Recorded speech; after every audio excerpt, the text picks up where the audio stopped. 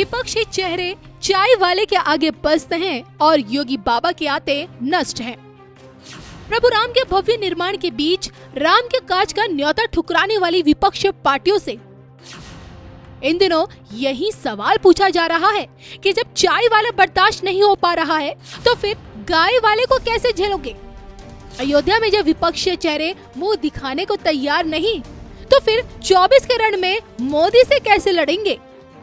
अब की बार अयोध्या ने 2024 की नहीं बल्कि 29 तक की तस्वीर दिखा दी है और वो भी सिर्फ और सिर्फ धर्म ज्ञान पर। कि आप श्री राम को लेकर के बवाल मचाते हैं। अच्छा, अब आपको बता रहे हैं भगवान राम ने भाई धनुष बाण क्यों लेकर के हो गए थे, क्योंकि उनको पता था कुछ राक्षस मिलेंगे जरूर। बिना ही न माने जलद जड़ गए 3 दिन बीत, बोले राम सकोप तब भय बिन होए ना प्रीत। यहाँ पर क्या था, यहाँ पर राम ने अपनी मर्यादा को कायम रखा, लेकिन जब समुद्र अपनी मर्यादा से ऊपर आया तब उन्होंने कहा कि लक्ष्मण बाण सरासन अनु लाओ सोखा बारित, कहो सोख जाऊं भाई इसको। ये क्षमता थी उनके पास पहले ही, लेकिन पहले नहीं आजमाई। जी। सीधा सा सिद्धांत, हाँ सुबाहु मारीच के सामने नहीं अपनाए। तो सीधा सा सिद्धांत है, ये वो सनातन धर्म है जहां पर संस्कृति को बहुत, अब क्या कहा, बहुत सॉफ्ट तरीके से देख सकते हैं हम। वो सनातनी भैया जब घर से निकलते हैं तो चींटियों को भी दाना डाल देते हैं। हमारे यहाँ का एक बच्चा चींटी भी मारेगा तो हम कहेंगे पाप है मत मारो जी। और वहां जैसे 1.5 साल का होगा कहेंगे सामने बैठो तब काम हो। ये होता है कि नहीं होता। तो ये विचारधारा है भाई। तो सीधा सा सिद्धांत, भगवान राम ने धनुष बाण तरकस इसलिए ले रखा था क्योंकि उनको पता था कि कुछ अत्याचारी, अनाचारी, दुराचारी, पापाचारी, लोपाचारी, व्याभिचारी सब रहेंगे और इनको सिखाना, बताना, समझाना तीनों आवश्यक। तो वही सिद्धांत है। भगवान तब बाण लिए थे, आज भी लिए। बहुत बड़ा तीर वहां पर चढ़ा है सीधा। हाँ, ज्यादा कुछ। मथुरा और ज्ञानवापी को लेकर के क्या कहना चाहेंगे आप? क्या 2027 भी बीजेपी अब साधेगी इसके साथ? मतलब एक जो टाइमिंग है, एक तो सचिन तेंदुलकर, विराट कोहली की टाइमिंग की बात की जाती है, लेकिन नरेंद्र मोदी और अमित शाह की टाइमिंग भी लाजवाब है, लोग ये कहते हैं। आप 27 के बाद हमसे न करें। केंद्र, मैं तो ये जानना चाह रहा हूं आपसे कि क्या टाइमलाइन वो होगी। केंद्र की अगर बात करना है तो आप 29 की बात करो, क्योंकि 24 तो निकला है, इस पर बातें मत करो। और 27 तो कहीं परिंदा पर नहीं मार रहा है, ये भी निकला है योगी जी वाला, इस पे बात मत करो। कोई दिक्कत नहीं है। अरे दिक्कत पूछ रहे हैं पूछिए मत, जब दिक्कत है ही नहीं। हमको जब कोई मर्जे नहीं, काहे डॉक्टर बने पूछ रहे हैं भाई। यहाँ से अब एक तरफ है भाई, सब राम में है। कई लोगों की शंकाएं दूर कर, शंका दूर कर लो भैया। शंकाएं दूर कर। 75-80% हमारा है, 20 में सबका बंटवारा है। सीधा सा सिद्धांत है। और 24 की बातें, लड़ाई तो छूने दीजिए किसी को। लड़ाई जब कोई रण क्षेत्र में हो तब तो सामने विपक्ष नहीं है, आ ही नहीं रहा। यहाँ जब राम मंदिर नहीं आ रहा तो चुनाव में क्या आएगा मैदान में? सब लोग मिलकर आने की। तो 29 देख रहे हैं अब आप सीधे इसके? 29 निकला है योगी बाबा को।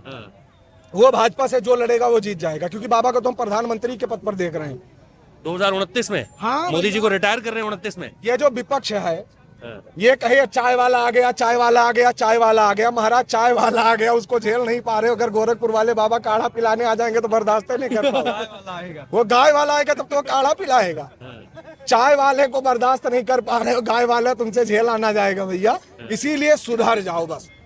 हम एक ही चीज कहते हैं।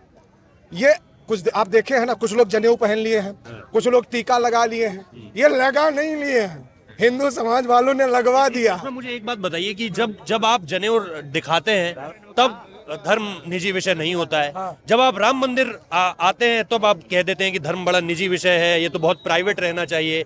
ये आपको दुविधा दिखती है कहीं ना कहीं विपक्ष में कि भाई आप मंदिर जा रहे हैं, आप परिक्रमा पथ पर घूम रहे हैं, आप वक्त आने पर जो है वो प्रयागराज में जाकर प्रियंका जो है वो डुबकी भी लगा लेती हैं।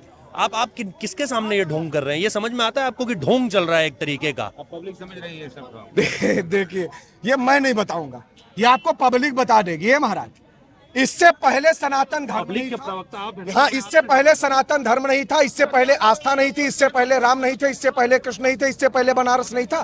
तब काहे नहीं गए?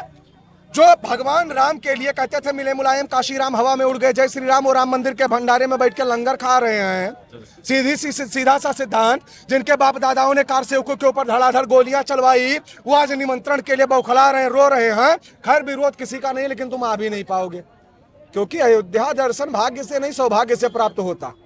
चुपके चुपके कुछ लोग 15 तारीख को आ रहे हैं। चुपके चुपके तो हम क्या कहते हैं, चुपके चुपके तो चोर आते हैं जी। भाई। जो सही धर्म पे चलते हैं वो तो सीना ठोक कर आते। हम तो सीना ठोक कर अयोध्या में रहते हैं। सीना ठोक कर भगवा धारण करते हैं और आज डंके की चोट पर कहते हैं जहां पर सबसे ज्यादा बाहुल्य क्षेत्र हो। मैं यहाँ अयोध्या में बोलने वाला नहीं हूं, मैं फेसबुकिया नेता नहीं हूं, लाखों लोग जुड़े हैं, करोड़ों लोग सोशल मीडिया पे जुड़े हैं, लेकिन जहां कहोगे महाराज शाहीन बाग में खुले मंच पर चिल्ला करके आया था। और अगर आप देखोगे हमका तो लेकर चलो पाकिस्तान, हम हुआ मंदिर बनवा दे, इस्लामाबाद लेके चलो हम हुआ बनवा दे, ऐसा नहीं है। ये सनातन धर्म आदिकाल से था, वर्तमान में है, भविष्य में रहेगा। सीधा सा सिद्धांत है। बाकी जितने पंथ हैं, संप्रदाय हैं, मत हैं, मजहब, वो अपने आधार से कार्य करें। पार्टियां बहुत हैं, लेकिन जो हिंदू हित की बात करेगा वही देश पर राज करेगा। सीधा सा सिद्धांत। अगर हिंदुत्व के लिए कार्य करोगे, सनातन के लिए, एक काहे के लिए कार्य करोगे हो? एक बहुसंख्यक समाज आपको वोट देकर अगर सरकार बना रहा है तो वही सरकार गिरा भी देगा, और एक बहुसंख्यक समाज अगर वोट बना करके आपको सरकार में लाया है तो अपने नियमानुसार हम कानून चाहते हैं। भाई एक बात बताओ, 1/4% है, लेकिन इनको वक्फ बोर्ड चाहिए लाकर दो ना, वक्फ बोर्ड इनको चाहिए ना, इनको कब्रिस्तान के लिए आवंटन चाहिए, इनको हज हाउस के लिए सब्सिडी चाहिए, और नारे लगेंगे तुम जितने अफजल मारोगे हर घर से अफजल निकलेगा, तो उस घर में घुसकर मारेंगे जिस घर से अफजल निकलेगा। अच्छा एक बात बताइए, ये कॉपी पेस्ट तो नहीं शुरू हो जाएगा? अब कहीं कांग्रेस ना आ जाए इस तरफ या सपा ना आ जाए इस तरफ कि भाई हम काशी देख लेते हैं, तुम ज्ञानवापी देख लो? हम कही था भैया, ये राम मंदिर अगर भाजपा ने बनवा दिया, राम मंदिर भाजपा ने नहीं, राम मंदिर स्वयं मर्यादा पुरुषोत्तम भगवान राम ने बनवाया, सनातनियों ने बनवाया है। अगर कोई सरकार नेतृत्व कर रही है तो उसकी प्रशंसा होगी, डंके की चोट पर होगी। और जो छाती कूट रहे हैं ना, उनसे हम यही कहना चाहते हैं, अभी मथुरा बाकी पड़ा है भैया, काशी बाकी पड़ा है, जाओ बनवा लो ना, तुमको कोई रोक रहा है? नहीं बनवाएंगे, क्योंकि इनके मैनिफेस्टो में कब्रिस्तान का आवंटन है, वोट बैंक चला जाए। इनके मैनिफेस्टो में इफ्तार पार्टी थी, कहाँ से हो जाएगा भाई? 1984 में नारा लगा था महाराज रामलला हम आएंगे, मंदिर वहीं बनाएंगे। ज्यादा बताने की आवश्यकता नहीं, बहुत। एक सही वोट ये निश्चित करेगा कि राम मंदिर बनेगा कि नहीं। एक सही वोट ये निश्चित करेगा मथुरा पर याचिका दायर होगी कि नहीं। एक सही वोट ये तय करेगा कि काशी में भव्य कॉरिडोर बनेगा कि नहीं। एक सही वोट तय करेगा कि आपको बेरोजगारी भत्ता नहीं, किसान सम्मान निधि मिलेगी कि नहीं। एक सही वोट तय करेगा कि गरीबों को, वास्तविक गरीबों को आवास मिलेगा कि नहीं। और एक सही वोट बैंक तय करेगा कि भ्रष्टाचार समाप्त होगा कि नहीं। ये अयोध्या कहीं अलग से नहीं आई। अगर अयोध्या जैसा मॉडल विकास सब जगह हो जाए तब तो राम राज्य की जो कल्पना की जा रही थी वो तो साकार हो जाएगी। और एक बात बताइए, इस रोड पर सिर्फ हिंदू चलेगा? आप बताइए। सब चलेंगे। जो आवास बना उसमें सिर्फ हिंदुओं का बना है? तो जब रोडें अच्छी होंगी, हॉस्पिटल पहले यहाँ बनाया गया, एयरपोर्ट बना है, तो क्या हिंदू उड़ान भरेगा? ये एक बात बताएं, हमारे मन में सर्वे भवन्तु सुखिनः है, उनके मन में विश्व में इस्लाम।